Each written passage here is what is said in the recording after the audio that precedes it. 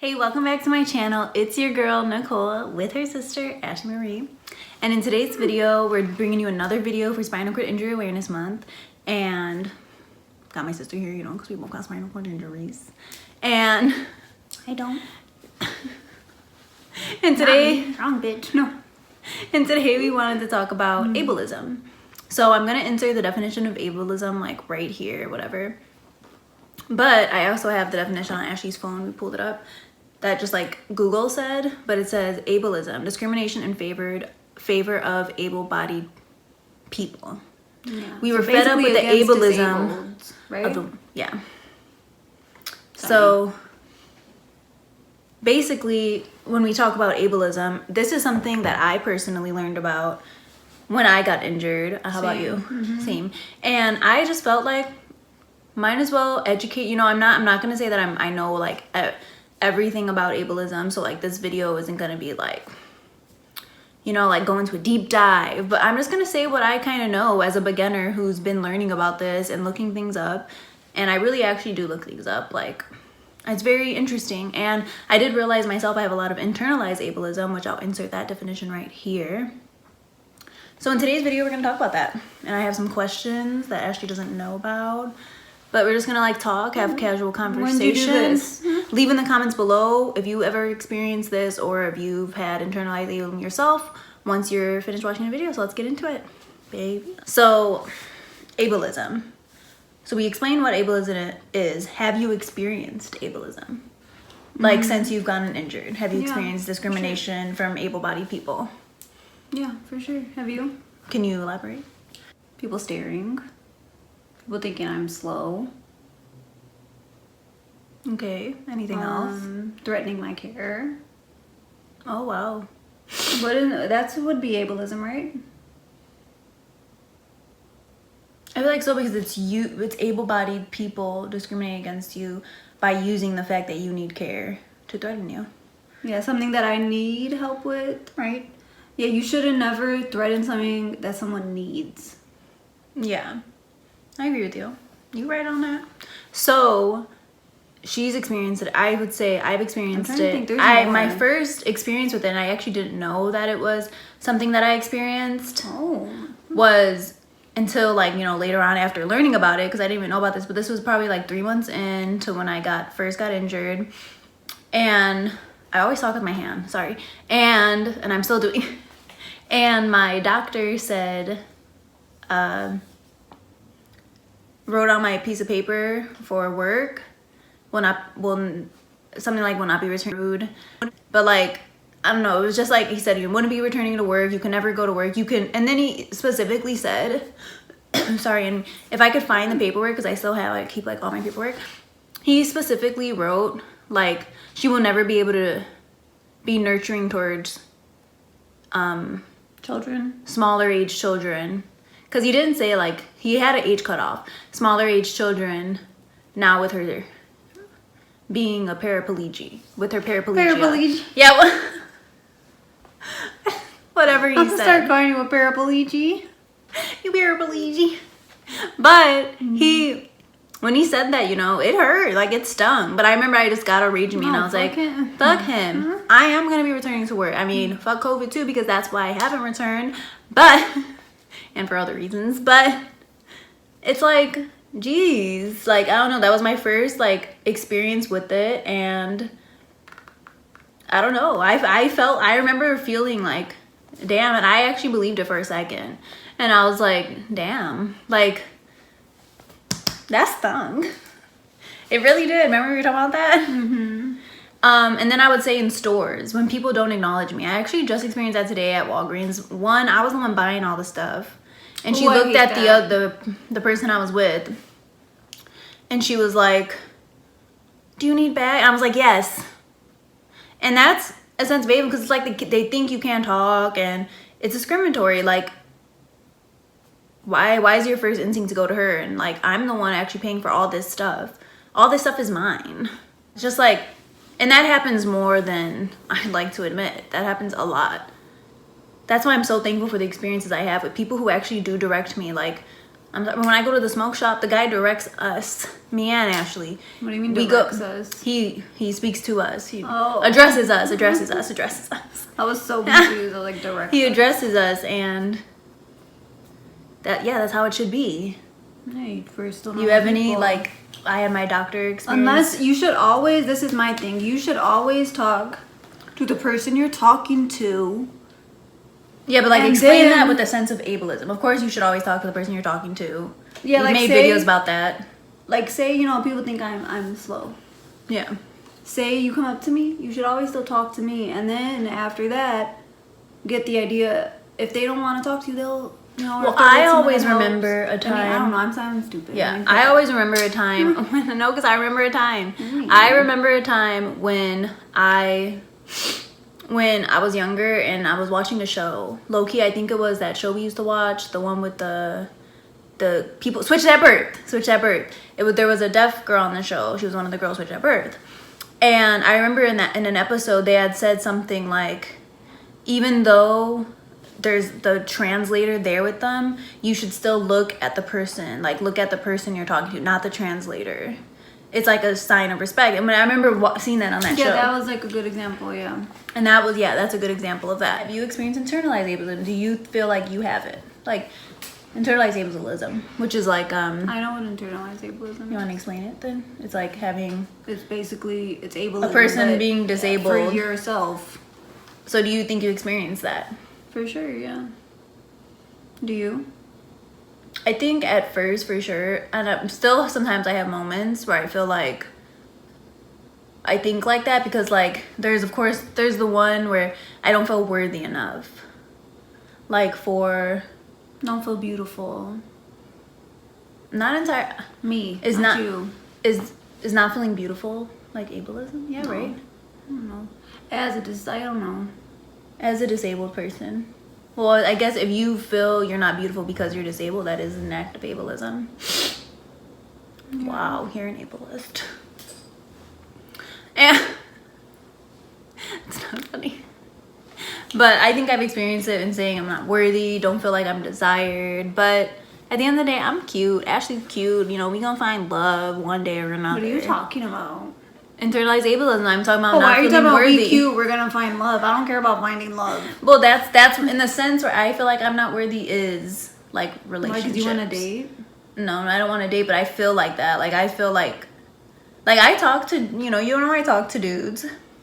But I don't ever feel like, oh, we got a connection. Like, I just feel like, because I just don't feel like worthy. And that's, for me, that's internalized ableism. That's me just feeling like that because I'm a person, but, you know, they be saying like, oh, you beautiful, or, you know, like, I know that, but I don't know. It's like, in the act of dating is when I feel like I don't feel worthy enough. What about you? No. But why dating? I would say one for you is you always think people think you're slow. They do always think I'm slow. What do you mean? Not, I don't think that. They do. I know that. I'm mad. Because you're like belittling my feelings. And my experiences. No.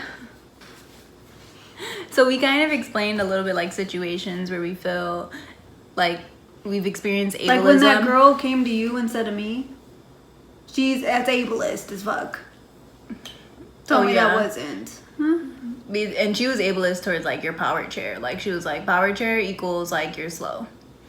Like you're slow. Yeah, that was rude. That was ableist as hell. Mm-hmm. Now, do you think you've experienced it with friends and family? You want to answer that? Am I answering that? I feel like I probably had to put a few friends in check, and I didn't even realize that we were doing that. You know, this was at the beginning where I was like, I could still hang out with you just because I'm like this don't mean I can't hang out, don't mean I can't have a good time. That's kind of, would that be considered ableism? Like, yes, not inviting us just because we're disabled? Yes. When before you used to? Yes. Okay. And it sucks sometimes not being like, like I remember being like friends like first options or family members first option, and now you're kind of like in the back burner because I don't want to deal with all that. Deal with all what? All this deliciousness? No. That I have to pee just like you? The fuck? But see, that's like a little different. And we talked about like threatening care. That's something we've experienced with. I don't know. Would that be considered ableism? Yeah, right. Yeah, or to me it would. Or the condescending remarks you make. Yeah. People make. Or, you know, and I'm gonna be real, like, because I feel like this happens a lot. An ableist remark, people, in my opinion, leave in the comments below, my fellow wheelchair users, because this is going to be for wheelchair users, or basically people who cannot walk. When you come up to someone and say, I wish you could walk, I'm afraid that you're going to walk. That's a little ableist. So you're counting my worth on the fact that I'll be able to walk again. I'm not worthy enough because I'm sitting here in this chair. My butt's planted nice, baby, okay? Let's wrap this up by saying how to stop ableism. Now, what would you say? How do you contribute, educate people to stop ableism, to stop their ableist mindset? Because this isn't something, now this isn't people out. This isn't something that people, I don't think this is something people do. Everyone does, like, on purpose. I think it's society. Society is not set up for disabled people, so it counts them as less worthy. But we need to stop. We need to retrain our brains. And just because something is inaccessible doesn't mean that that person can't go there or they're not worthy enough. I mean, it does. Well, yeah, they can't, but it does mean that. But it doesn't mean that they're not worthy because they can't go to, like, I don't know, somewhere. It doesn't mean they're not worthy because maybe they can't do a certain job. That doesn't mean they're not worthy because they can still do another job.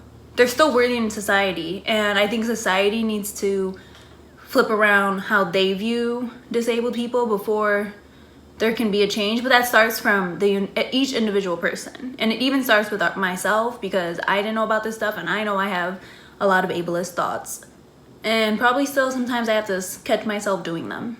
So how would you... Do you put ableism on as like feeling worthy? You keep talking about being worthy. Is that like how... No, just society, the way society is set up, people aren't viewed. That's why disabled...